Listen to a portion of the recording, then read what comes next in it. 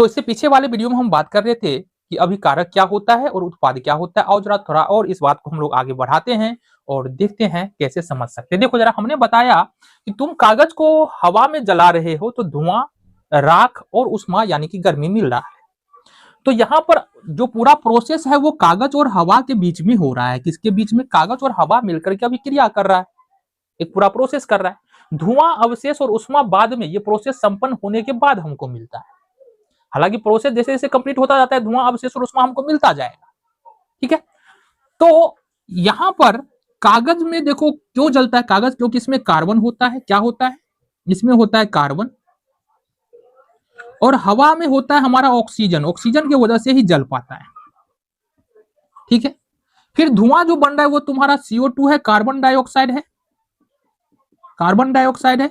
अवशेष जो है वो राख है तुम्हारा, और उष्मा हमको यहां पर मिलता है यानी गर्मी मिलता है। तो हमने कहा कि कार्बन और ऑक्सीजन मिलकर के कार्बन डाइऑक्साइड बनाया। तो यहां पर कार्बन और ऑक्सीजन क्या है? अभिकारक है। ठीक है, क्या बोलेंगे? रासायनिक अभिक्रिया के दौरान जिन दो या दो से अधिक पदार्थों के बीच में अभिक्रिया होता है उसको हम लोग अभिकारक कहते हैं। ठीक है, बना क्या हमारा? Carbon dioxide. तो ये हो गया उत्पाद। तो हम बोलेंगे कि रासायनिक अभिक्रिया संपन्न होने के बाद जो भी पदार्थ हमको मिलता है वो क्या होता है? उत्पाद होता है। ठीक है, जैसे एक और उदाहरण आओ जरा हम बात करते हैं एक और उदाहरण के बारे में। जैसे हमने कहा कि मैग्नीशियम है,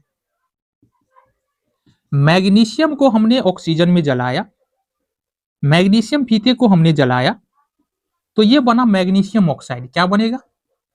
मैग्नीशियम ऑक्साइड।